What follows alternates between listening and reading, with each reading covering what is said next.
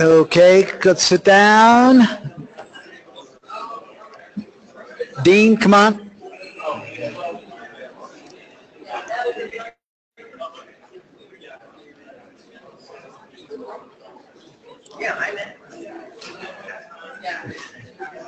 Henry?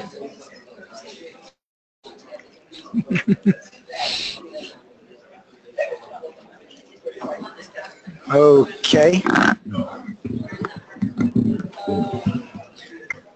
Okay, welcome.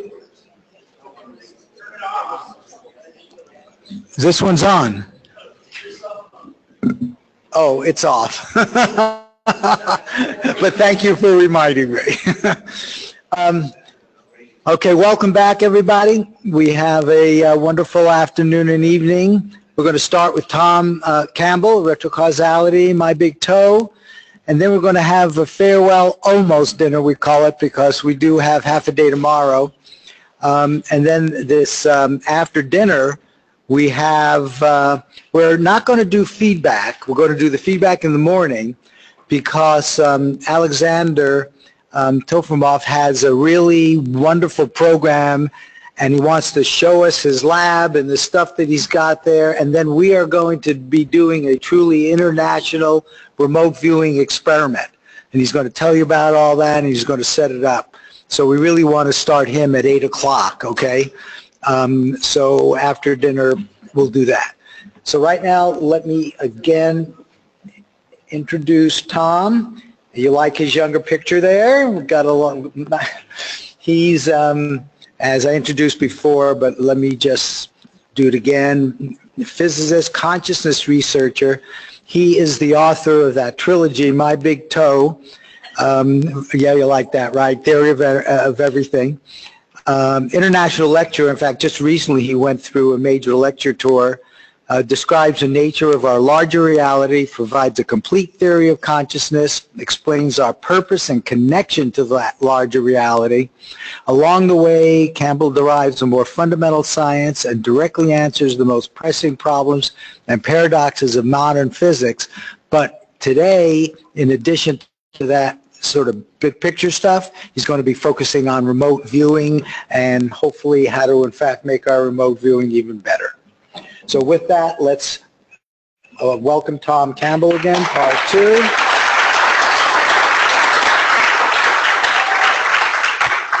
And let me find testing. Yeah, got it this time. Right. Turned on. I need to find your, I already had it up, I thought. Is that, no, that's not yours. Okay. It's right at the top. No. Honest goodness, I thought I had it open. Oh, we rebooted. There you are. Okay, and I'll let you find where you want to restart from. I don't know what that was. Do you know what? Yeah, I'm on slide 11. Okay. Is that it? Yeah. Well, hello again. I'm going to try to leave as much time for questions as possible. So we'll skip a couple of slides that really aren't too important anyway, and we'll try to get a lot of questions done. Yes, I expect there's lots of questions. And if we don't get all the questions done that you have to ask, and we probably won't even work off a small fraction of them, after this is over on Sunday at lunchtime, my flight's not out till the next day. So I can stay for 2 or 3 hours if you like, and we can do more questions Sunday if you also aren't leaving town, you know, until the next day. So we can do that. And I've also offered to Marty that if it comes up later that you have questions or issues or a particular thing you're trying to study or whatever, and you think it would be interesting to talk to me about it, let's do a Skype or a Zoom or some other kind of teleconference. And I've done some of them that have had like 28, 30 people in them. So that was on Zoom, I believe. So, and at that, when we do that, we can get video and audio both, and then we'll put it up on YouTube when we're done. I like making YouTube videos. It helps spread the information. We'll definitely do that. Yeah, okay. So I'm trying to remember where it is we left off, but I believe we had a larger consciousness system. We had a virtual reality that was created for we individuated units of consciousness to evolve the quality of our consciousness in. In other words, to reduce the entropy of our consciousness or to grow spiritually, if you want to put it that way. So you see this idea of love, spiritual growth, lowering entropy is fundamental too. It's a fundamental part of consciousness. It's what consciousness has to do to survive. So love isn't just a good idea, it's something that helps grease the skids. It's a fundamental part of what we are, what we're doing, and who we are.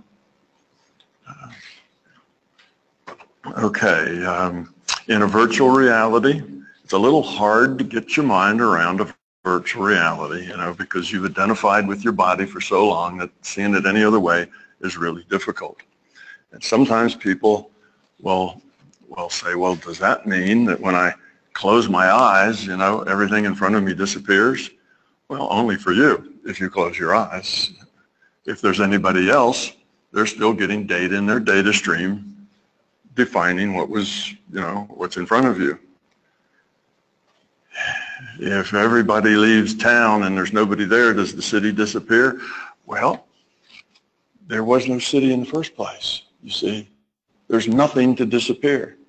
All that city was data in data streams in a multiplayer game that was describing, that was interpreted, that data was interpreted as that city and the people in it and all the buildings. You go to bed in your bedroom at night and the system has nobody else is in there with you. The system has no need to render your body, your avatar. It's just not rendered because there's no other player needing that data. It only renders data when there's a need for it, when somebody takes a measurement, wants to know, only when there's a request for the data. So while you're sleeping at night, your avatar is not being rendered.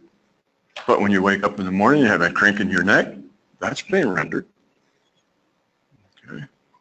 So somebody walks into the room and looks over at you, they see your sleeping body, and that's being rendered to them.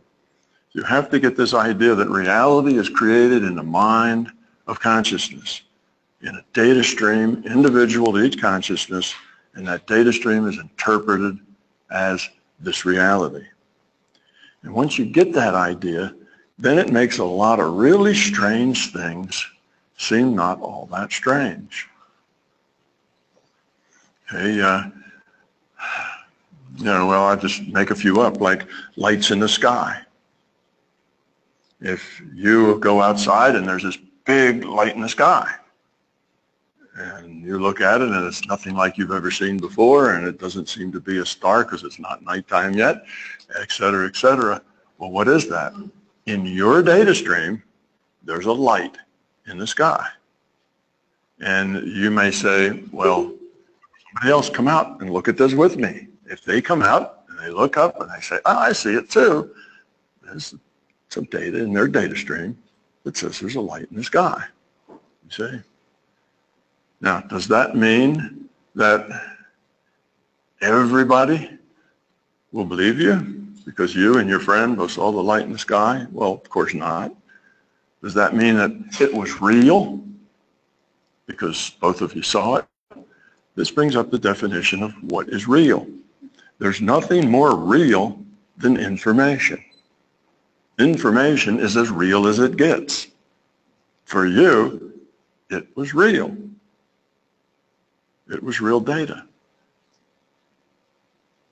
I've talked to people who've had experiences such that they heard a lot of commotion outside, sirens, flashing lights, helicopters flying over, and all the commotion seemed to be like 2 blocks away. And they were having a little dinner party. Everybody says, wow, what's going on? 4 or 5 people get up, go outside. Wow, look at all that stuff. I wonder what's going on. They see a lot of smoke, they see fire. Seems like a major building a few blocks down is burning. And there was something that the two of these people needed to do. There was an appointment they had that they had to go to in another part of town. So they get in their car and they drive off the appointment and they come back. And when they come back, they go to the neighbors and say, what was that? What was burning down there? Because they saw the neighbors out in the yard. Everybody was out in the yard looking. And the neighbor says, what? I didn't see any smoke. I didn't see any fire. What are you talking about? You see, there was data in their data stream. They saw it. So did everybody in their house. So were the neighbors out there watching it. But yet, later, neighbors, just about any of it, they didn't see anything like that. Now, the people in the house, they all agreed. They saw it. Now, why would something like that happen? I could say because the larger conscious system has a good sense of humor, and that's part of it, but it's more than that, because that was a lesson. That was a big learning point. That was an eye-opener for these particular people. They learned a lot from that experience, and it was important to their learning. Because the purpose that we have is to grow up, become love, lower our entropy. That's our purpose. We are the larger conscious system strategy to survive, to evolve. The larger conscious system is an aware, intelligent system. It's consciousness. It would like us to succeed because our success is its success because we're it. It's us. It will help us as we need help, as we can use the help. It will give us lessons. It will give us opportunities. It will try to wake us up if we're in a rut. It does all those sorts of things. Often that's what synchronicity is. The synchronicity, something just happens to land, right where you need it to be, right at the time you need it, and it's like 1 in a million, and that's synchronicity. You and the system can work together. And if you're open to it, then it'll happen more often. If you're not open to it, then the system's wasting its time, because if it happens, you'll just blow it off and say, or you'll deny it or something else, so there's no point. So again, that, it works that way.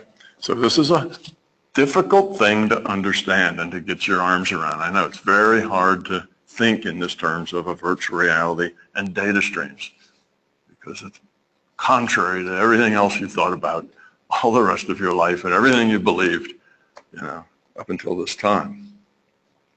So that's what we talked about last time. Just the idea that we're living in a virtual reality, and that our reality is created in the minds of the consciousness. Now we're going to, and I showed you an example, a quantum mechanics example of an apparent reverse causality. Really wasn't a reverse causality, but it looked like that because we did something, we created an image on a screen, then we did something later, and then the image turned out to be something other than what it was supposed to be. So it looks like what we did later changed what had happened in the past. But it wasn't like that because that image had never been looked at. That image wasn't in the reality yet because no consciousness had observed it. And it's not really the observation that's the point, it's the information. The information wasn't available because nobody ever looked at it. So it really wasn't here yet.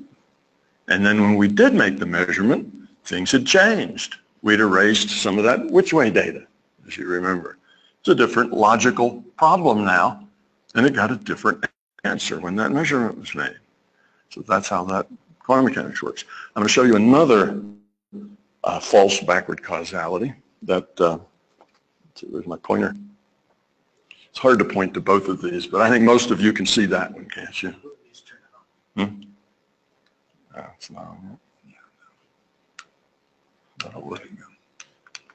Okay. I'll try not to get in your way. Imagine that we have 10,000 historical records well, let's not start. Let's make it easier than historical records. Let's start with just 10,000 random numbers.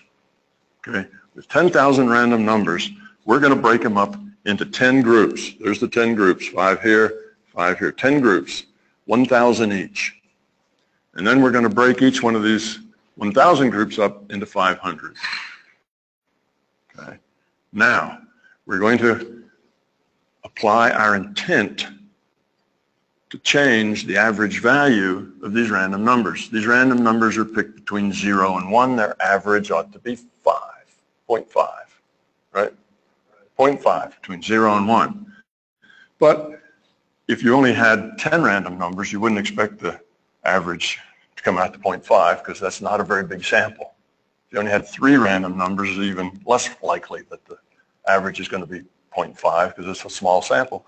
But if you had, a million numbers, you'd expect that average to be very, very close to 0.5. Okay, that's what we call the natural uncertainty of the average. Okay, so we're going to use our intent to look at this group of 500, and we're going to want that to be an average that's just a little greater than 0.5. We're going to want to try to boost that average value up. These are kind of experiments we've done in Pear Labs, and a lot of other places have done these. We're going to take this and try to make it smaller. So what we'd like to do is to make it such that this is going to be bigger than that one. Okay, so you're going to make one side bigger, one side smaller. Now, our intent can only modify that probability within the margins of the natural uncertainty. Okay, so if that natural uncertainty with the 1,000 random numbers is, let's say, 0.49, okay, 0.51, that's kind of the range, it should be in there someplace, then we're not going to make any of those averages end up to be 0.3 or 0.2 or 0.7. That's too much, okay? That is a phenomena or a thing, a principle I call the psi uncertainty principle. It limits what you can do with your mind. You're limited to the uncertainty that's natural to that situation. I'm going to generalize the psi uncertainty principle a little later, but this is where it starts. All right, so if we do that here, and we have our people who sit and make this go lower and this go higher, there's a good probability, if these people are practiced and are good at this, that that'll work. Indeed, when they look at those two, this will be, the 0.5, 01, and this will be the 0.49. It'll work that way, or 99. And there's nothing special about that because the scientists or mathematicians look at that and say, yeah, well, that happens all the time anyway. That's what we expected. But if we also do it with this one, and this one, and this one, and all 10 of them, and if in all 10 of them, every one of them has the one on your right is higher and the one on your left is lower, that's equivalent to flipping a coin 10 times and getting heads every time. Now, that is not likely. And, that's way out of chance. But these experiments have been done, and indeed, that's what the results are, because it's not too hard to make this thing change. So as long as you're working with your intent on a single unit like this, you're limited to what you can do within the natural uncertainty. But that can very soon turn into something that is hugely improbable, that you're able to demonstrate the ability to do this in a small way. All right, so that's psi uncertainty. But now we have to look at this and look at the constraints. There's other constraints. What if I ahead of time take this 1,000 and I look what the average is? I take those 1,000 points and I find out what the average is. So I know that. And then I start to work on this one to make it go higher and this one to make it go lower. Can I change them? Yes, I can change them, but as much as I change one to go higher, the other one will change exactly that much to go lower, so that I get the value that I measured. That's already known. You see, this is a known fact now. I've already looked at that. Once that fact is in this reality, the other facts are limited by that. So if I look at the whole 10,000 of them and got the average for that, I could change all these things up and down, but when I was done, all of them added together would have to be exactly what they were when I measured the whole 10,000. Okay. Now, I also told you in the quantum mechanics that there was a delayed erasure experiment. What happens if I look at each one of these 1,000s, and I know what they are, and that will offer constraints on all of those, but I don't actually look at that data. I have it, I record it, the computer computes it, stores it in a place, and that storage gets destroyed in a lightning storm, and it melts it, blows it up. No data in there anymore. Do I still have constraints? No, constraints are gone. Now I can do it just like I did before that was done. So the thing that's key here is information, because this is an information-based reality. So if you have information that limits what can happen, now you have to work within that limitation. You remove these limitations. If you don't have that information, there's more things that you can do. You see, you have more flexibility in what you can do. Now, this was first done with old data of length of stay in the hospital. So they went back a decade, old data of how long people stayed in hospitals. So they got 10,000 pieces of data that said, you know, Joe Schmo and Mary Smith stayed this long in the hospital, and so on. And they broke it up into groups. And one group, they used their intent to make that hospital stay less, to make these people healthier, to make them less ill so they didn't need to stay there any longer. And they found that to within a very strong statistical significance, the people that they used their intent indeed had shorter hospital stays. See? Than the group that they didn't use their intent. And they could do this consistently. And they said, oh, retrocausality. We're changing the health of people who got out of the hospital, 10 years ago. We're changing their health while they were in the hospital to get them out early. But as you see, there's no real retrocausality. It just appears that way. It appears that way. It doesn't actually exist. What they were doing was modifying the average value of data that had never been looked at. This hospital data was just hospital data sitting on a database. It was a decade old, after all. Nobody had any idea what the average hospital stay was. It was virgin data. So it could be manipulated with intent. Works the same way with the double slit experiment I showed you. That which way data is information. It's not so important that somebody sees it. It's not really the act of observation that's important. It's that somebody can see it. You see? It's that the information is there and it's seeable.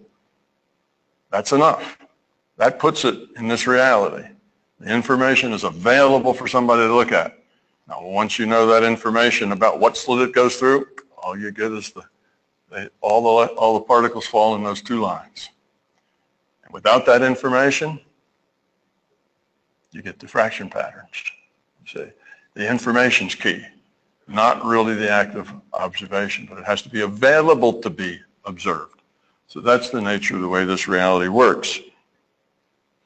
Okay, so yes, information can come and go. And yes, we can make things so that we can change them, manipulate them within limitations. And yes, we have more flexibility to do that if there's more uncertainty. This is tied very closely with uncertainty. If you have more uncertainty, you have more possibilities. See? Now, that's a major one. Let's do the next one. Okay. Now we're going to talk about the future here.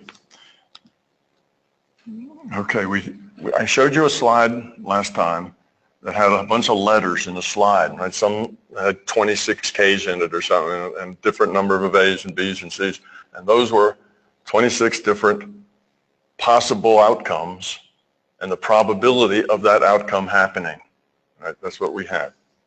Okay, when that's the way the reality works, then the system has to know what all these probable futures are. Because every measurement you make, again, every time you open a refrigerator door after you've been away for a month and don't really remember what's in there, right? Data was erased, now you don't know. Well, what's in there is going to be a random draw from the probability distribution of the possibilities. That's what's going to be in that refrigerator, all right? But it's constrained by the probability, so you're not going to open it and find, you know, a live chicken. You know, that's not very possible. You know, that probably is a zero possibility. So that's not in that group. But you know, whether there's, you know, 5 cans of beer in there or only 4 cans of beer in there, either one of those are about the same, perhaps, if you just don't remember. Then you'll get a random draw, and it'll be one or the other. Or maybe there'll be 3, or maybe there'll be 6, but it'll be something that's totally believable, and that's what will be there. That's the way the reality works. In order to do this, the system needs to have at its hand everything that could possibly happen and the probability that it might happen. Now, you might think that's a lot of things. It is. But there's some constraints on things that aren't significant, like whether I scratch my head with this hand or this hand doesn't really affect, doesn't have any causal chain attached to it. So those kinds of things drop off very quickly. So we have this database, probable future database. And here's a cartoon of it. I've got here, I have it in just 2 dimensions, and I have time being on the radius. So you can see time is greater as you go away from the center. And these little peaks, these green peaks, are probabilities. That's a probability distribution. As time gets greater, this pie pan just gets longer. And there's some things, you notice as you get close to the center here, well, what's the hole? The pinhole at the center is the present. That's it now.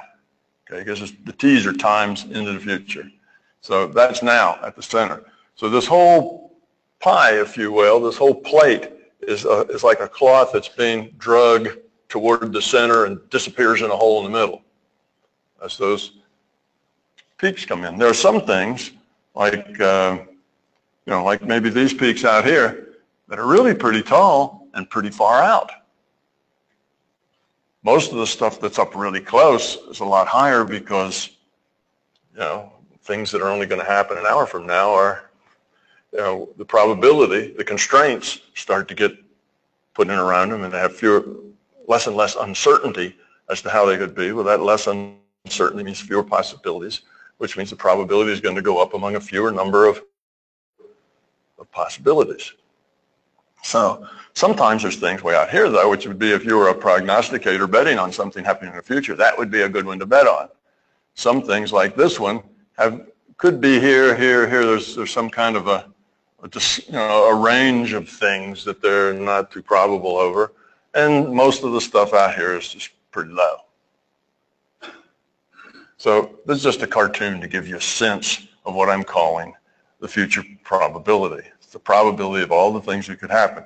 Now you think, well, how do they know all the things that could happen? Well, this is a computed reality of all us avatars. We are in a specific position of things that we're having or doing, and it's the next delta t. There's a finite set of what can happen next. And the system has all of the information of what happened before and before and before that, you see? So it knows you very well. It's got a dossier on you of all the choices that you've ever made up into this time and all those circumstances, all your intents, all of your, your feelings about it, your thoughts about it, and so on. So with that historical dossier, here you're faced with a choice, it's got a pretty good idea what you're likely to do. And it's only making that guess one delta t at a time. It only has to guess out a delta t. How big is a delta t in this virtual reality system? About 10 to the minus 44 seconds. How hard is it to guess what you're going to be doing 10 to the minus 44 seconds from now, right? Just about the same thing you're doing now, because you're not going to change much in that amount of time. So then it gets progressed on out with an assumption. The assumption is if, what our guess is. We're going to guess at what we think everybody will do. It's just a guess based on history, what you've done before. We're going to guess what it's going to be. All right, that'll be the next delta t out. Then if that's right, an assumption, we'll guess what the next one would be. And if that's right, we'll guess what the next one's going to be. And so we can run that out, these lines of t like this, we'll run that time out as far as we want. But notice, the further out it goes, I'm stacking assumptions up, one on top, the other on the other, the rattier the prognostication is.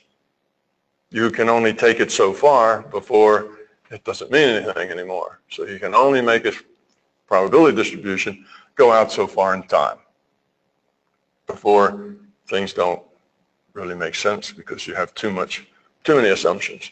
Okay, let's say we finally we're right here at the center, and this delta t comes up, and the system is ready to see what happens. What happens is we all make choices based on our free will. So some of the predictions it made of what we were going to do next were wrong, because we've got this free will, and we can do anything we like. We can be kind of odd and unusual sometimes, even if it's out of character. We can do that. Well, what does a system do then? The system has to take that point and from there on recalculate that probability distribution out to all the things that change interacts with. It's not everything, just all the things that change interacts with. And it may be that it only interacts with a couple of things before it really doesn't matter anymore. So it's not that big a job. So you've got this database has to be there to support this idea that what happens here when we make a measurement is that we get a random draw from a probability distribution of the possibilities. Okay? So what happens now as this time goes on? Well, all of this probability distribution slides through the pinhole at the center, comes out the other side as everything that could have happened in the past and the probability that it would have happened. Okay, that's the database. That's the past database. There's the thread through that past database, which is what did happen, what we did choose with our free wills. So we have this big past database that is in two parts. The unactualized past, which is all the things that could have happened that didn't, and the actualized history, which is all the things that did happen. One's just a thread, a trace through the other. So these are the databases. Now, these databases are available to be queried by intent. The database is necessary because of the way the virtual reality is implemented. And we know it's implemented that way with the random draw because lots of things, particularly in quantum mechanics, work out that you can describe them perfectly based on that assumption. So that's one way. And from our experience, it works that way. This is a probabilistic-based reality. It's not all deterministic, probabilistic-based. I'll give you a good reason why it's a probabilistic-based and why the system would have chosen this kind of a process, or I put it stronger, that the system would have to choose this kind of a process. This isn't just a random choice. This is a choice it has to take logically. Okay? This is a big computation.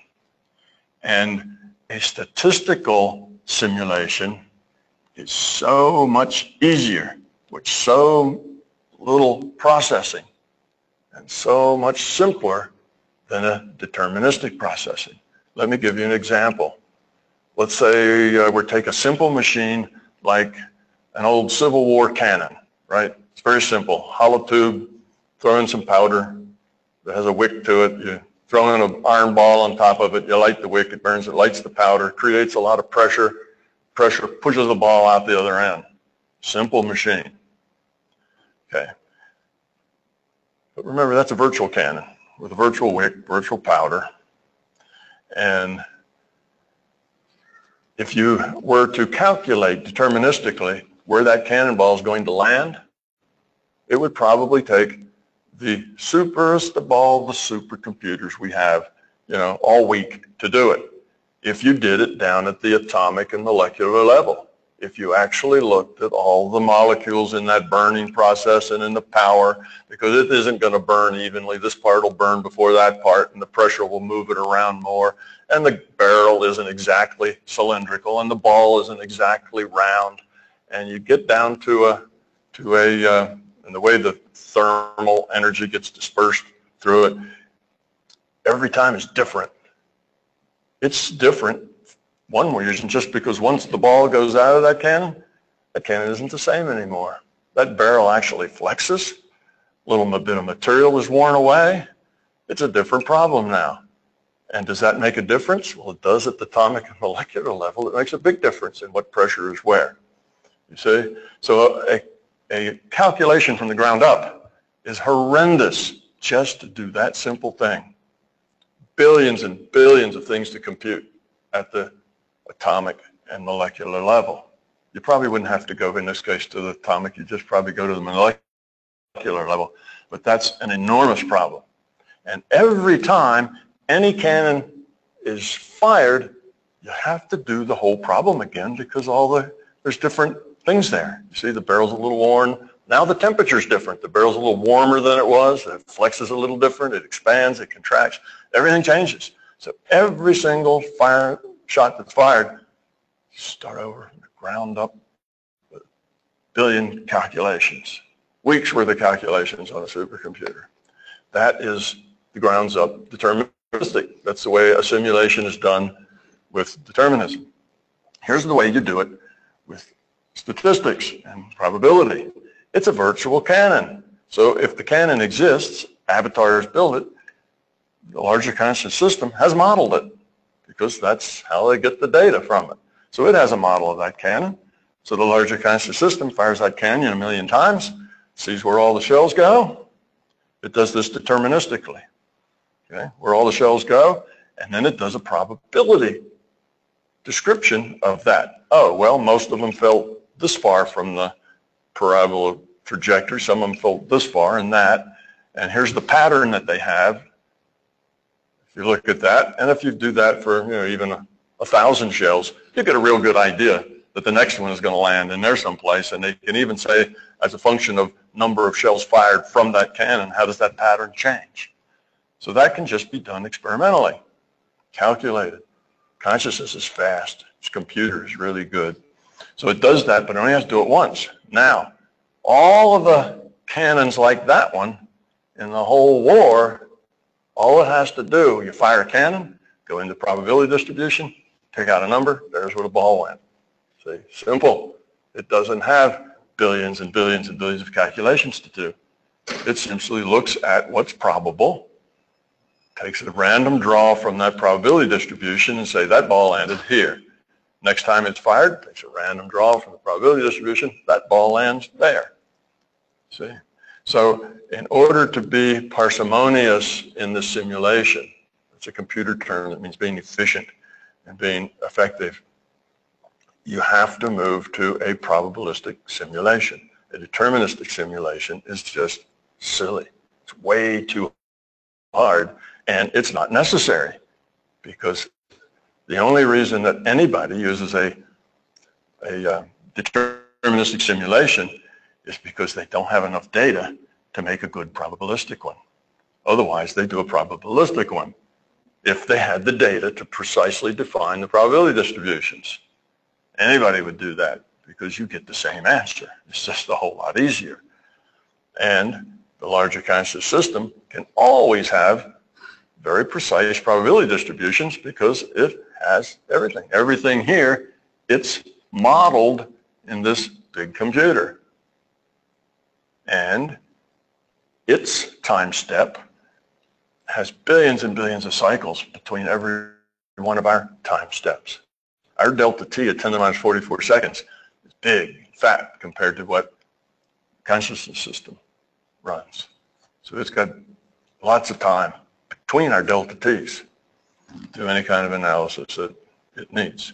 So anyway, that's why it needs to be a probabilistic system. And this random draw fits all the data, scientific data, that's the way it's done. Given that, you're going to have this probability distribution because the system doesn't want to have to create these on the fly. It would like to do as much as it can ahead of time. So what do we traditionally call these databases? They're called in Hindu theology Akashic records. Those are the Akashic records. That's where all the data is. Okay? Now, how do you get data out of that database? With intent. You simply have an intent because you are consciousness. That database is a part of consciousness, and your intent works like a query in a database.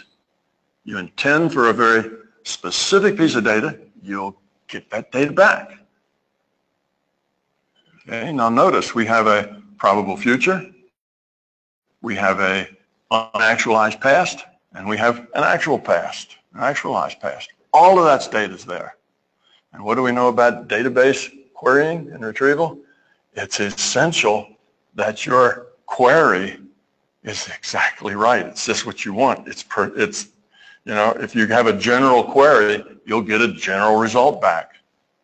You need a specific query, as detailed as you can. And often you'll get a query and get data and say, well, that's not quite right. Let me adjust that query a little bit. You'll get something back and you make adjustments till you get more of what you want. So it's really important that when you get data from a database, that you're clear on what you want. It's well defined. It has a unique address. You have to have focus. You can't have your mind jumping around on different things. It has to be focused on this query. It has to be clear. Okay? You have to be open to the information. You won't get the information back if you're not open to it. Okay? You won't get anything back. You won't even make the query if you're not open to it. Okay? An intentional query. So you need openness. As much as you have fear, which creates the ego and creates the belief, that will make it difficult for you to be clear and focused. Okay? That fear ruins clarity and focus. It jumps around. It's worried. It has performance anxiety. It has, am I going to get the right data? Is it what data I want? Oh no, I don't want it to be like that. You have all these issues surrounding it. You probably won't get much at all, if anything, or if you do, you won't even recognize it. And it takes time and patience to learn how to query the database. When you remote view, you're querying the database. You're asking for information out of the future probable database. Okay?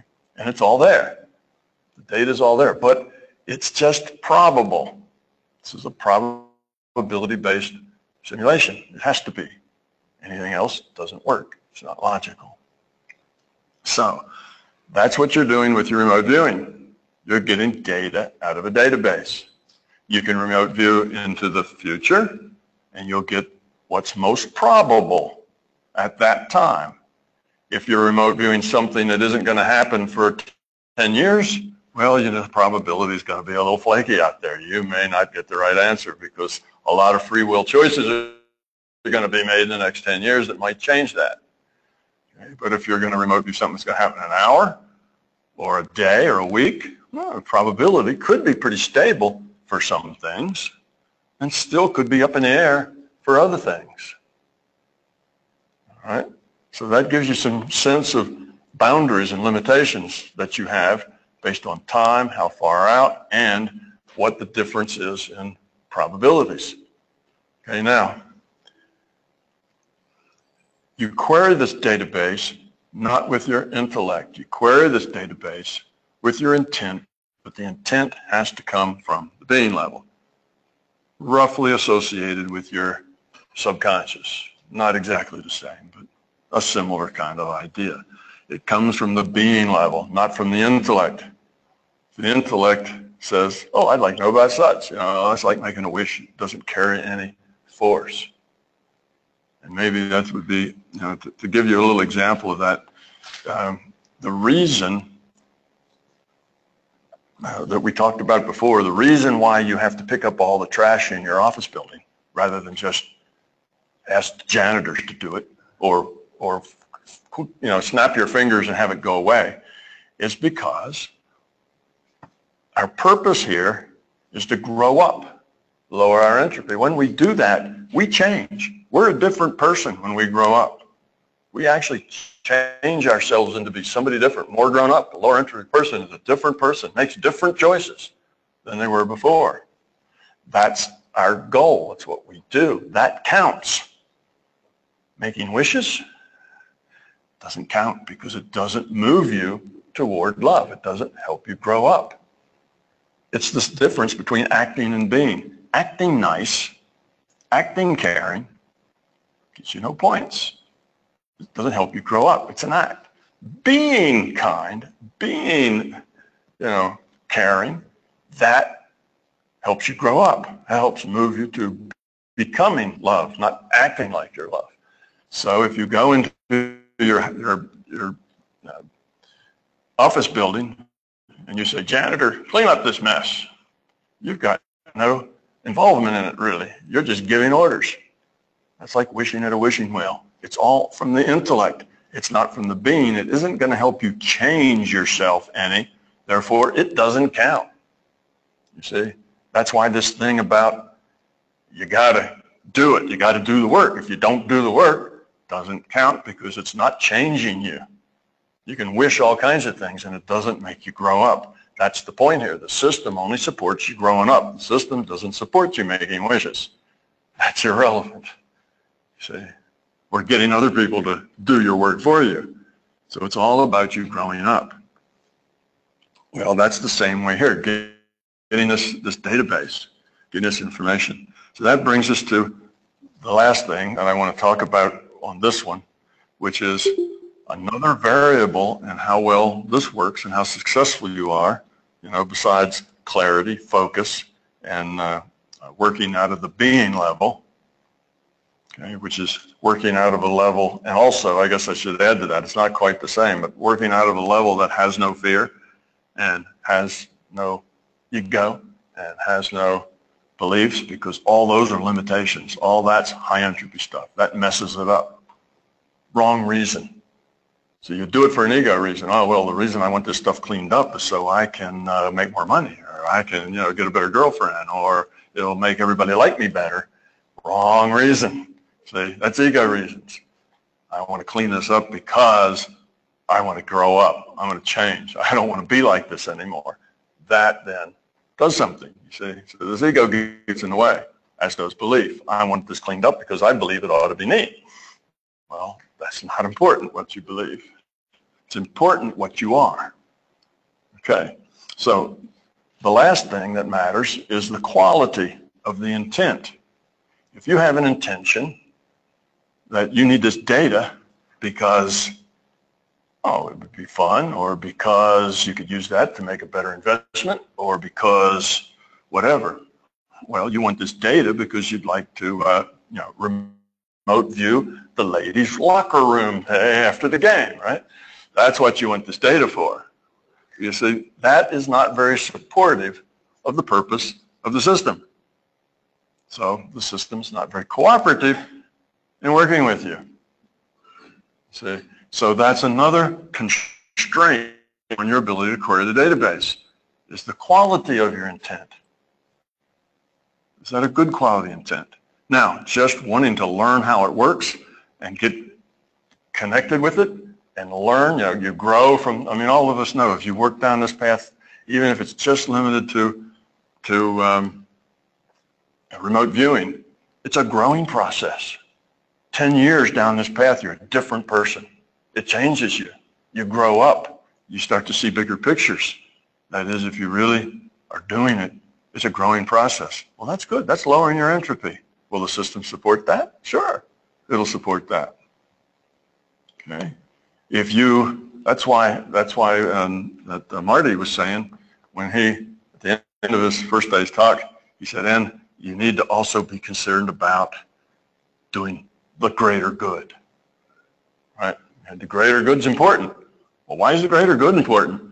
Why can't I just do this and, get rich or look at the girls in the locker room or whatever I want? It's just a system. It's a machine.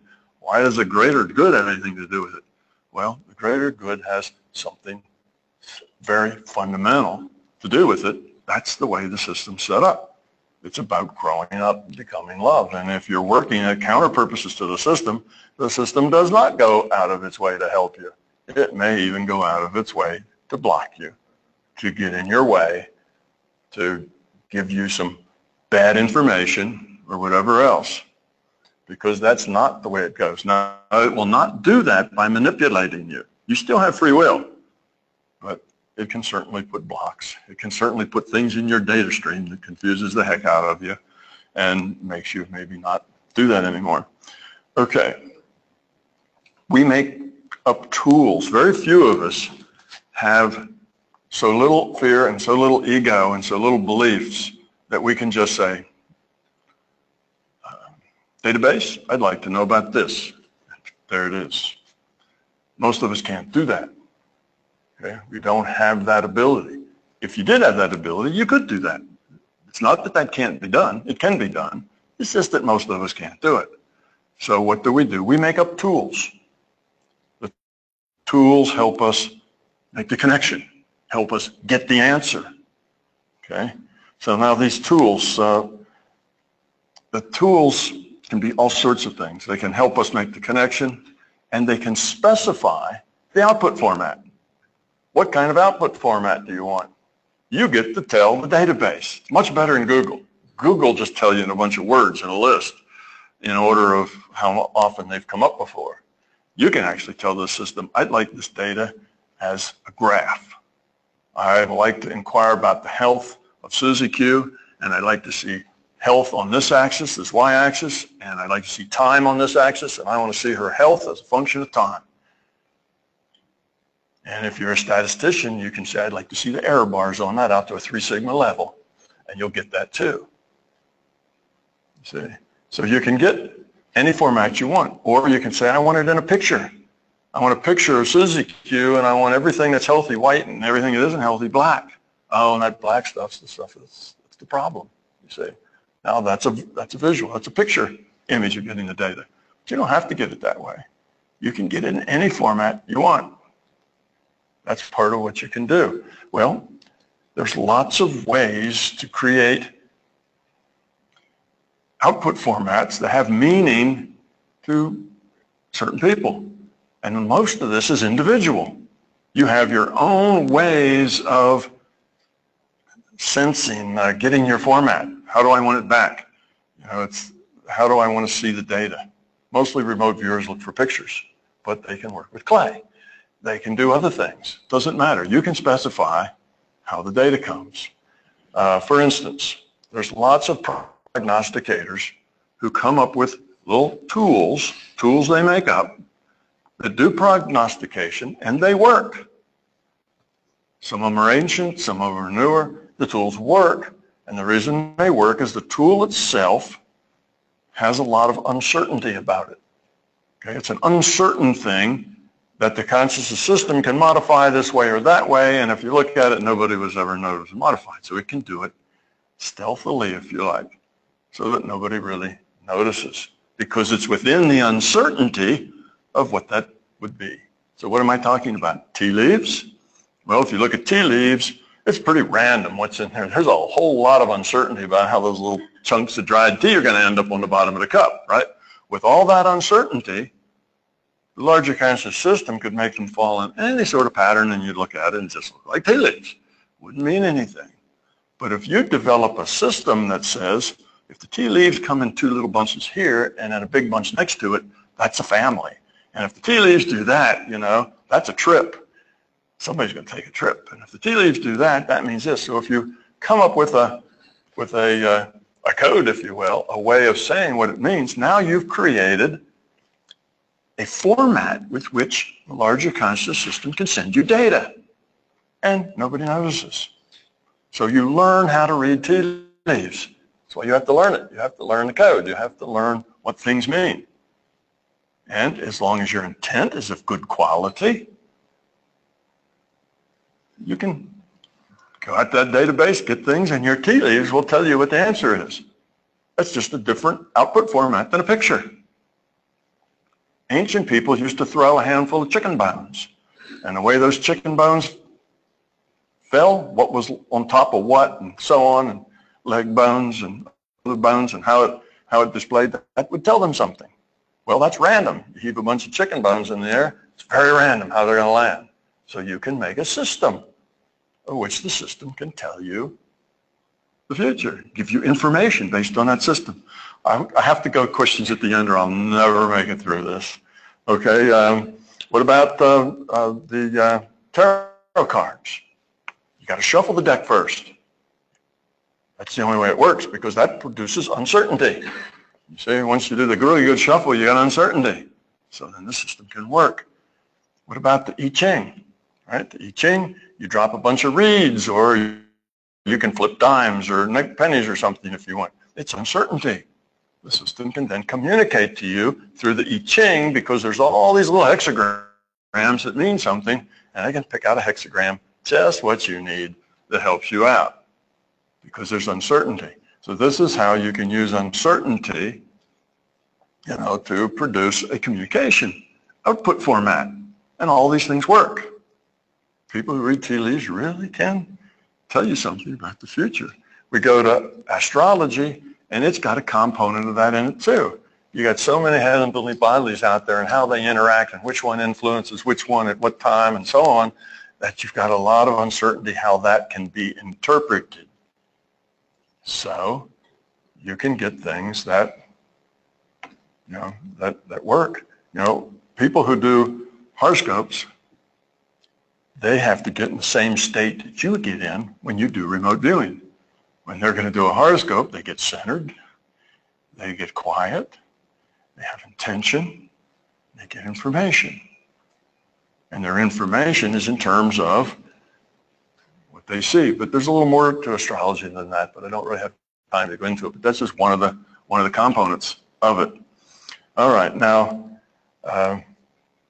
when you do, I said a remote view, you're getting data out of that database. If you're doing the remote view in the future, it comes out of that database.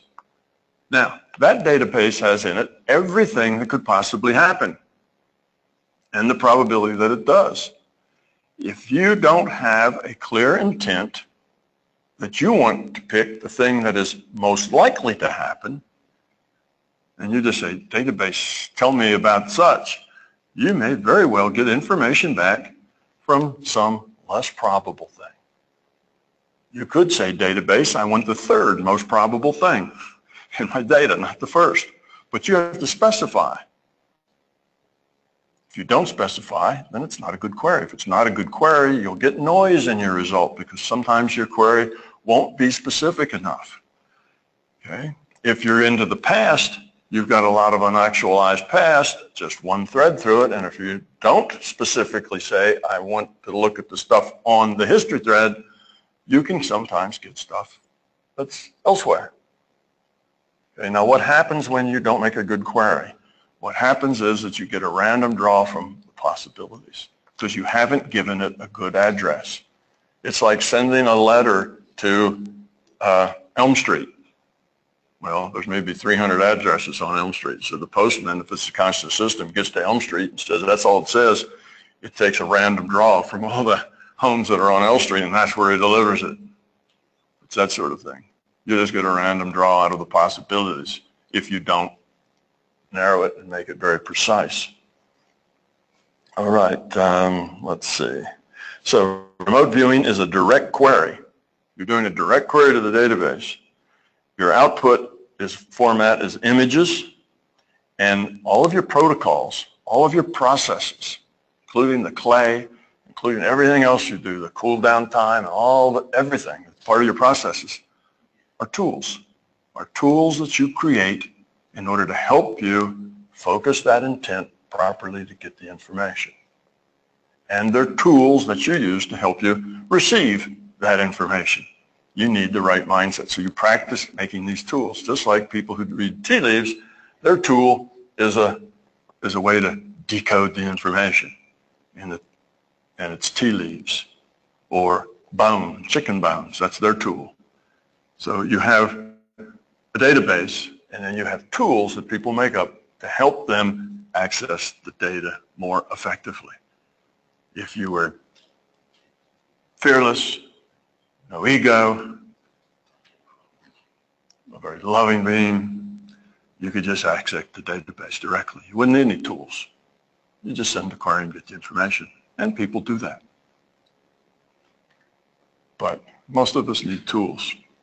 And the tools that we generate work good for some people and not so good for others. Tool sets aren't fundamental. Tool sets are non-fundamental. They're made up. They're human inventions. And typically, the tools that will work best for you are the tools that you create for yourself, because tools are metaphors. They're basically metaphors for the most part. Okay? And everybody doesn't speak or relate to the same metaphors. So if you work with something and it works for you, well, keep working and developing that. But don't be surprised if you try to teach it to somebody else that they have a hard time with it. They may have a tool that really works good for them because they relate to it more. It helps focus them more centered. It just feels better to them. Okay, so tools aren't universal. They're not fundamental. They're more individual. And any tool that you get, you go take a training course and somebody will train you in a tool and tool use, don't feel like you can't modify it. Modify it, experiment with it, try it this way, try it that way. If that doesn't quite feel right, do it a different way. Turn it into your own tool. Okay, so that's some things maybe you can use. Now there's another thing that's just as important as databases, and we'll get to that next. And that is that one of the aspects of this virtual reality is that your intent modifies this future probability. So we have this future probability that I showed you before. We'll just say that's a future probability. It's all the things that might happen, 26 things that might happen. With your intent, you can reduce the number of K's and increase the number of H's, reduce the number of S's, increase the number of A's. You can move those probabilities around. Okay? So when you do make that random draw, the probability of getting a K goes down and the probability of you getting an H goes up. You see? Intent. That was designed that way as feedback. What that ensures is that we have a hand in creating our reality. Our reality, we're co-creators in this reality, and it reflects us. So what we get is a reflection of what we are. Because what we are, our intents, our quality, those intents go into to create a reality that reflects that, what we are. You see? So reality reflects us. And if you look around at this world and you see that it's kind of ugly and it's got some awfully rough edges and you say, geez, things are really bad out there. It's a jungle. It's nasty. We're really a long way from love and peace. That's an accurate reflection of us. That's exactly who we are. It's not some accident or something that's imposed on us. It's us. The way we fix it is to fix ourselves, because you can't fix anybody else. That's the only way to fix it. All right, so let's go to the next one. Okay, these are the ones I'm going to skip. I was going to show you a whole bunch of things that in science and other places that this MBT solves, a whole bunch of things in science and so on, but that's kind of boring. We're not going to do that. We're going to go right through the remote viewing precognition part of the talk, because I don't want to cut my question time down. 25 minutes. All right. I need to hurry up then. Got to turn the page here, see where I am. All right.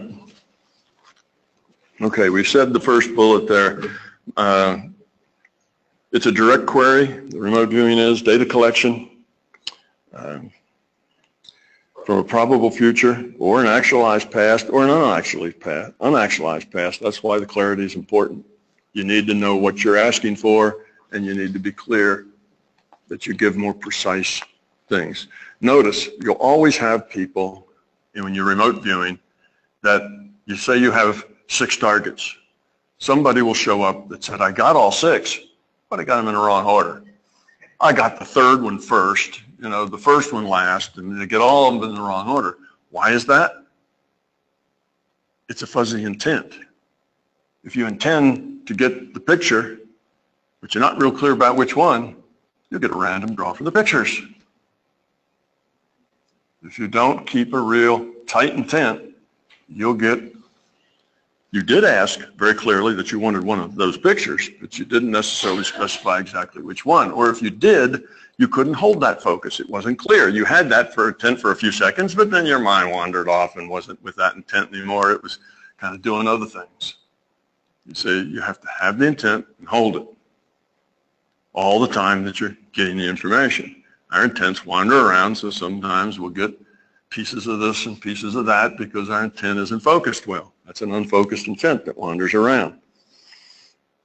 Okay, now, you're not limited. Remote viewers a long time ago used to think that all they could do is remote view places on this planet. And then they realized, we can go into the future and we can go into the past.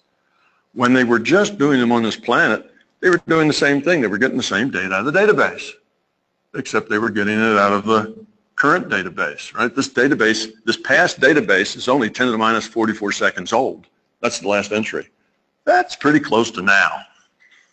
So when you get data that's in the present, if you will, it's not exactly in the present, but it's so close to the present, it's just the near past. That's viewing things on this planet now. That's what remote viewers started out doing. Then they realized that they could go into the future, they could go in the past, they could occasionally get into the future that was improbable because they weren't clear in the query, or into the non-actualized past because they weren't clear with the query. And I don't know if they know it or not, but when you get into those databases, you can actually do what-if analysis. You can get into a past database and say, oh, here's the situation. I'm in the past now. I'm going to change something. I want to see the most probable result if such and such had happened. I want to see the probable result if Germany had won World War II. What would that have done? Show me how that would have fallen out. And I want to see the most probable things that would have happened, because see, the database has all the probabilities of everything that could happen.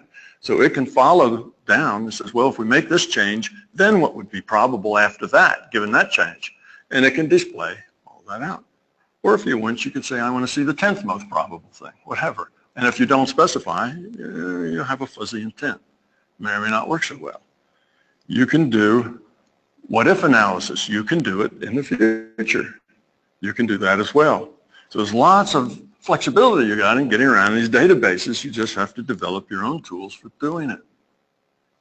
Okay, you could go into the past and say, well, what state would I be in now if I hadn't forgotten my wife's birthday 3 years in a row? Well, and it'll tell you. It'll show you where you're likely to go. You see? So those kinds of things can be helpful. But you have to know kind of what you're doing. You have to be very, very precise with it is the key. If you're precise with it, you'll find that you will precisely get the same information every time.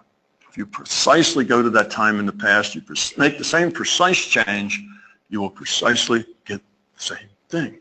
That's how I discovered it was a database and not something that was currently going on. I had to do the experiments over and over, changing variables to see what happened. And I eventually convinced myself that it was a database, because you do the same thing, you always get the same result.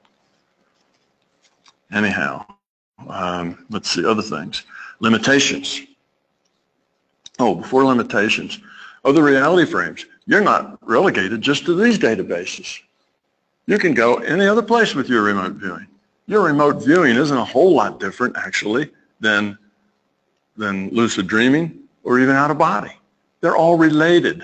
They're all intent-based, but they have different objects. But fundamentally, they're not as different as people think. They have the same genetics, if you like, even though their applications are different. Okay? You can remote view some other reality frame that's not in this universe, anywhere in this universe. You can remote view other universes, other places, other virtual realities. They're there. But the problem you have is how to specify your target. If you've never been there, you can't specify your target very well. So you have to do some exploring. Often you do your exploring with very sloppy intents because you can't make it narrow, and you just eventually learn the map by going out and coming back and going out and coming back, and when your 100th time you have a little better idea what's out there, and now you can go precisely back to that thing or that person while you were out there. Your intent can connect you to other entities, whether they're here in a body or whether they're not, deceased or not, doesn't matter. Your intent can make that connection. It's all part of the database. Okay. So when you make a connection, for the most part, when a medium makes a connection with a dead person, let's say they've been dead for a decade or so, they're just getting into the past database. Now, most mediums would go, it's not just a database, they're real. Information is as real as it gets. And what's in that database is exactly what that person was. Every thought, every idea, every attitude, every feeling, everything is there. Every memory. The only thing that's not there is free will because it's a database. You see. It looks like free will because you can say, well, what would happen if I change this? But you're just processing through probabilities. So you're getting data out of the database because that person has gone on to do other things in other places with other people. You see? People don't die and then sit around waiting for somebody to ask them a question. They've moved on. But you can get all the information. There is no difference between that person and the one that lived. You see? It's everything there. You can ask them where they hid the gold, and they can tell you. And they're the only one that knows, and they can give you that information because that database has all the information. They can even give you comments on current events. Hey, Grandpappy, what did you think of the election? And you will get a probable, what Grandpappy probably would have said based on Grandpappy's file about the election. So you can talk to them, you have current events. It's very difficult to tell that it's a database unless you really do some research there to see how that works. All right, see if I've missed anything.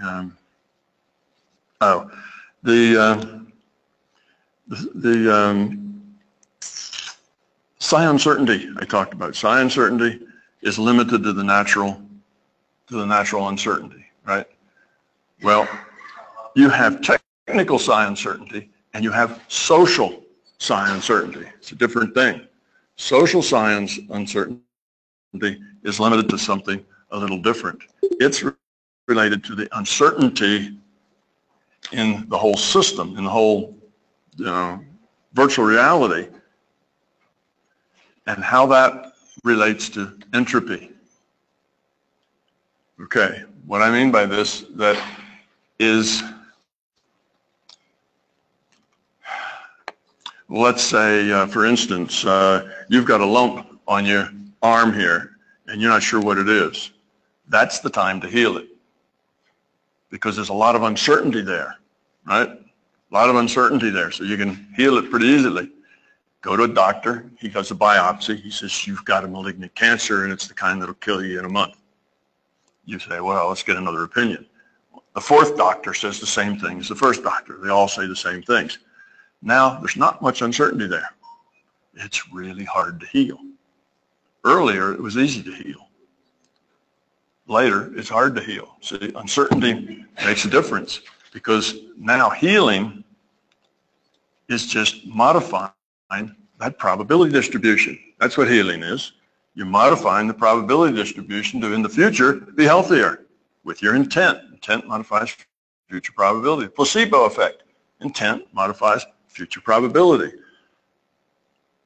Positive thinking. Intent modifies future probability. Getting that empty car slot to park in when you get to work, because you've had your mind working on it the whole time you've been driving in, and just as you get there, somebody backs out and you pull right in. Yeah, okay, I do. Let's see, I want to jump to questions here. That is just modifying future probability. And, why am I running out? What, I only got 10 minutes left? Okay. All right, we'll go to questions. I wanted to tie it into the ectoplasm, to why it is back in the 1800s all this stuff could be done and it's not being done anymore. There's all good reasons for all of that that are easily explainable. So if you want to ask the question, you can ask those questions. So.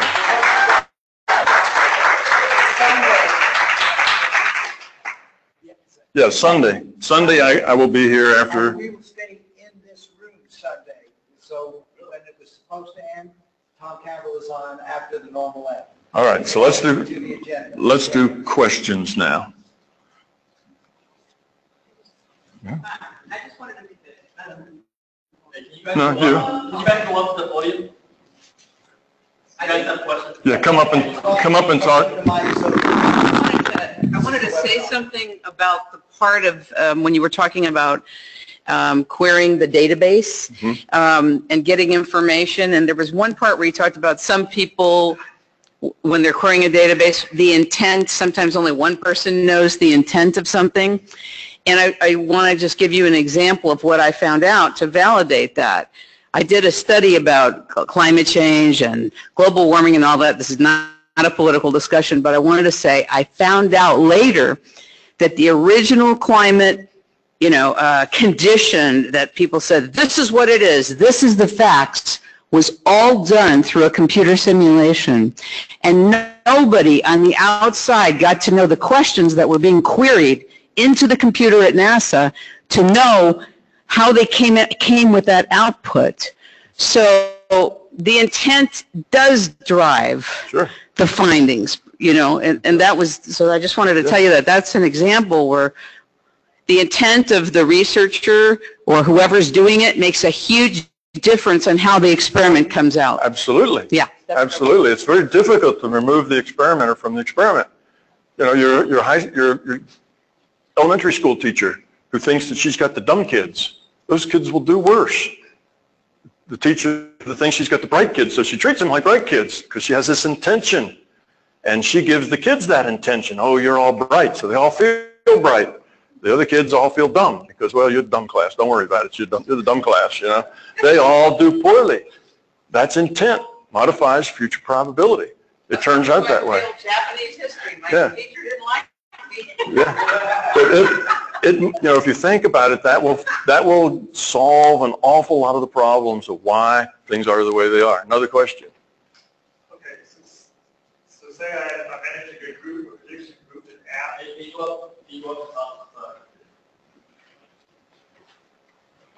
So say that every Wednesday I task a bunch of remote viewers to predict a baseball game on Sunday.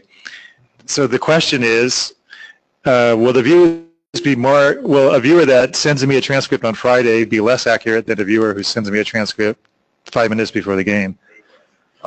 Not necessarily. And can you bring up that probability, the table again? The future probability reality surface slide? Yeah. Because it relates to that. So so prediction is closer to the center. Exactly. Not necessarily, though. So in general, that's probably true that the probability is more settled. Now let's think of very close games where the teams are evenly rated. That probability is changeable or, very easily changeable. But if we're talking about a game that's got a 50-point spread or something between the teams, that probability is much more fixed. Doesn't change much. But sometimes things happen. Things happen because the star quarterback comes down with the flu while he's in the locker room just before the game starts. That's what I wanted to know. Yeah, you see, those things happen. So your best bet, I would think, in doing what you're doing here with chance and gambling, is that you would want to look at teams that have wide spreads. Now, the problem there is that everybody else kind of picks the winner too, because the winner is so much more highly, thought of than the other guy. But in those events where something unusual happens, like the quarterback with the flu, the system knows that, but nobody else does, because nobody's going to give that information out. So that's a piece of information that only the system has, and maybe one or two other people. Or let's say the quarterback is going to be having the flu then. He doesn't have any symptoms yet, but the flu's on its way. The larger system knows that too, and nobody else does here, because he hasn't shown any symptoms yet. You see, now your remote viewer gets that data. Well, now if you get that and it's strong, that's the time that I'd put some resources on that, because now you've got a lot of leverage, which, with a 10 or 20 to 1 chance. And you're actually getting information that is only privy to consciousness and other people don't know. If they knew it, the odds would change. If they knew that star quarterback was going to have the flu, boy, those odds wouldn't be spread that much, because he's the one that carries the team. You see, so that would be a place where you wouldn't necessarily play a lot, but when you did play, you'd have a lot of possibility. So will it be a very small difference if someone makes their predictions on Friday instead of Sunday right before the game? It'd probably be a very small difference. And the closer those teams are together, probably the more difference it would make, because there may be just little things. It's going to turn on small things. So as a group manager, I should pick games where where the teams are very close or the teams are very far away. I would say it depends on what your goal is. If your goal is to make money and put the least effort in, I'd say pick them where the teams are far away. But where your remote viewing says, yeah, it's the one that's everybody thinks is going to win, I'd kind of let those go.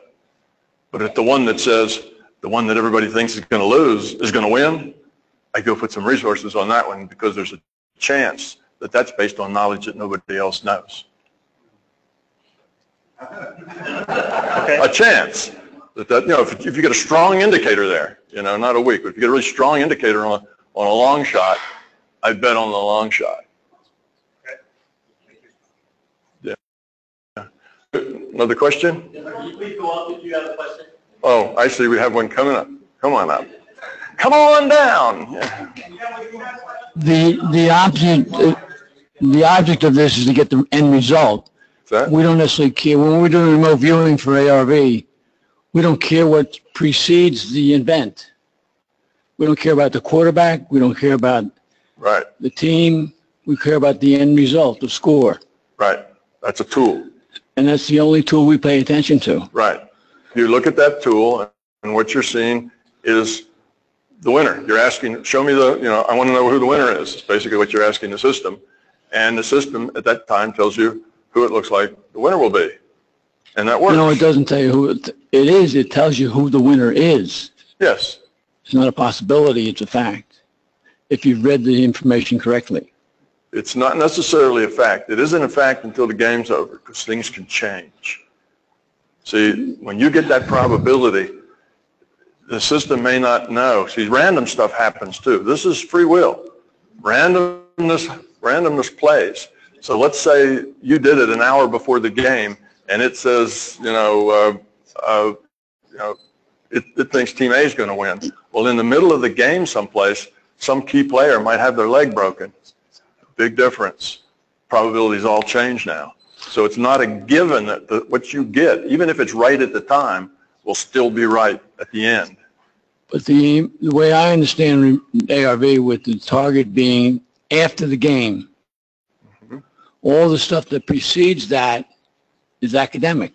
It doesn't mean a thing. It's the end result that you're looking at. That's true, but you're asking the question before the end of the game, and the data that you're getting back about the end of the game is based on information before the end of the game. It's not, otherwise, what you have is determinism. You see, if it's not that way, then it's deterministic and it can't change. When your tool says, look at when the game's over, what the feedback's going to be. That's your tool. But that tool is all it's doing is doing a query of the information of who's going to win the game at that time with what the information they have at that time. That information can change. So even though your tool is doing that, it's just a tool. It's the way you focus to get information. But the information is based on what's known now. So you can still, that player can break his leg, the whole thing changes. You see, if that's not the case, you have determinism, that it can't change because you saw the future. You're not really seeing the future. You're seeing a projection of the future that's probabilistic at the time that you ask for it. I agree with you.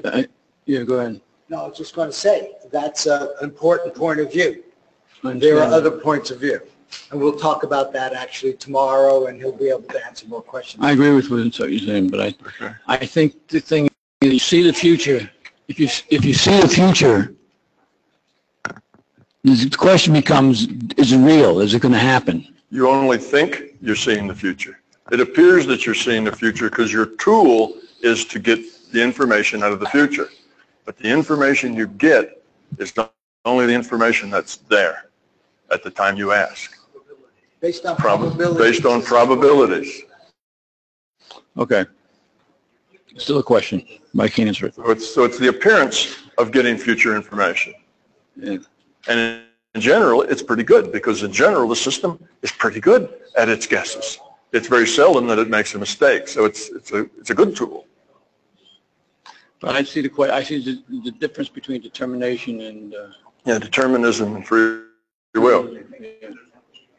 So let me make a comment, if I could, because there seems to be a terminology thing. What we're doing here is precognitive remote viewing. Right. Because when you're talking about associative remote viewing, that's not necessarily precognitive, because you can remote view something that is somewhere, and that's remote viewing. What we're doing in this room is we're also looking at the future. Yes. Yes. That future comes out of the probable And database. that's all the issue of probable future, whether it's not. Well, I'm really going to talk about that tomorrow. But it's an issue. I mean, Yeah. the data, we never are 100%. So it's a little bit hard to prove. Step right up and talk. Okay. We will talk more about that. It's a key question. Okay, so this is a bit open-ended, but what if something is, how can we put it, a construct that, let's say, half the Earth believes, half the Earth has a different view of, and might violate some rule set that we don't know. So as an example, I want to remote view your last past life, the happiest time in your last past life. Obviously, that's assuming that we had them, or that you had them, right? That I had a happy past. That you had a past life, not this life, Yeah, but I had a past body life. before on this Yeah. plane of Right. existence and Right. so on. Okay, well, maybe half of the Earth believes in past lives and maybe half doesn't, for example. How do you see the conscious creation matrix working in that case? Well, you ask the question. If it has the answer, it'll tell you. Okay. Now, reincarnation comes out of this as logically necessary for the process to work. So in this case, I'd say that if you ask about past life or what's in it, then it will be able to get that information. Now, there are, again, constraints. If the reason you want to know that is so you can blackmail somebody or do something else, then you probably won't get the information, or you'll get wrong information. If it's not, if it's something that is a good, up and up thing to do, then you'll probably get the right information. Another thing I should mention is you get information, and the information comes from the system, but you have to interpret that information. And there's a lot of noise in the interpretation. That's another limitation. When you interpret that information, it's very noisy because you have to interpret it in terms of your own understanding, your own metaphors and things that you get. And that's often not a precise process. So you would get the information. And if somebody who had no belief whatsoever, thought it was perfectly ridiculous about past lives, said, all right, system, tell me about my past life. They'd get information. Doesn't matter what they believe. That would be irrelevant. You ask for information, you'll get information. Okay, thank you. So you don't really see any constraint on our abilities. For example, we can't, for whatever reason, not see our past lives, as an example. Well, the rule sets. Yeah, if you have a fear, if you have beliefs, if you have things, then you won't process the information. Right. The system may send it to you, but you'll say, well, that's nonsense. I just made that up. Okay, thanks. You won't process it. Yeah. Okay. So yeah, beliefs and fear and all that stuff has a lot to do with what you get and what you don't get. But it's not that it makes the system either work or not work. It means you toss the data out, you refuse to see it, or you refuse to ask the question in the first place. Okay, thank you. Yeah. So we're consciousness. We create a virtual reality to come in, and then while we're in here, we ironically, because our nature, create computers which are now progressed to virtual realities. Is it possible that somebody can make one so productive that a consciousness may want to go into that one? Yes, absolutely. But notice that the consciousness is still coming from the same place. It's still the larger consciousness system. So here we are, and we're this virtual reality. Inside this virtual reality, we create another virtual reality on some very fast computer that we have here. Some fast virtual computer is making another virtual reality. And if that virtual reality has players who can make non-algorithmic decisions, they can make free will decisions. In other words, you've given them enough uncertainty in their process of learning, what their experience is and how they make those decisions, then that player becomes that character in that virtual reality within the virtual reality becomes an avatar of interest to some individual unit of consciousness that would like to make those choices. So they can log on to that. See, it's all the same system. It's all part of the larger conscious system. This virtual reality, the virtual reality within this virtual reality, all belongs to the larger conscious system, and all the consciousness really belongs there. So it's not that the character in the simulation becomes conscious. It's not that the elf is conscious that you make in your game. It's that the elf plays an avatar within a rule set that is attractive for some other IUOC to log in and make those choices, because those are choices at which you can help it grow, you see. And there's IUOCs at all levels. Bumblebees are conscious. Is there somebody playing bumblebees, or are they all played by the computer? Well, hard to say. There's NPCs here too, non-player characters, who come and go sometimes. So that's, yeah, so we can do that. Yes, the answer is yes, that works. First of all, let's say he has raised lots and lots of questions, which is what he said, and he wanted to get to some of them. Sunday, okay, really, we're prepared to stay, and I know he's prepared to stay until he has to leave. I'll have to go about 4:30 or so, but we can go from then until 4:30. So we're going to keep it open, and so that's really a good thing. Let me say one more thing before we let you go. Well, maybe let's first let's thank Tom Miller. Thank you for sharing so much with us. But as I say, we will have more time with him. Apparently, a lot of you were taking pictures of the slides. One thing about Tom, he is so open. He's got so much free stuff on his website. And if you actually send an email to Keith, Keith, at mbtevents.com, you can get his whole presentation. Okay, so Keith, Keith, at mbtevents.com. It's on the screen. Yeah, there you go. Do you have any problem with them emailing you? Is it okay if I share your email, or is that too much? Okay, but if you go to the website, you have plenty to look at. Yeah, that's fine. You can send an email to me through mybigtoe.com. Okay. There's a mail the author thing on there. I mean, and that's what he's doing. He's sharing this information, and that's just such a wonderful thing that he's doing, and so take advantage of that. Okay? So at this point in time, let's go have dinner, and we've got reservations for lots, like 60, at the Pizza Rock. So you go up the escalator and then just sort of keep going in that direction, and it's sort of towards the right, down, I don't know, 50 yards or something like that. It's called Pizza Rock. No, we're having dinner now, okay, and they're waiting for us. We have reservations. Now back here at 8 o'clock. And I really, this international experiment that we're going to do, and he's going to give the background. We're going to use the whole time from 8 until roughly 10 for that. So back here at 8 o'clock, dinner at Pizza Rock. Pizza Rock is in the building or outside? No, it's in this building. It's in this building. We're starting at 8 o'clock sharp. 8 o'clock sharp. Okay? So if you want, I'm going to Pizza Rock now. You want to call me?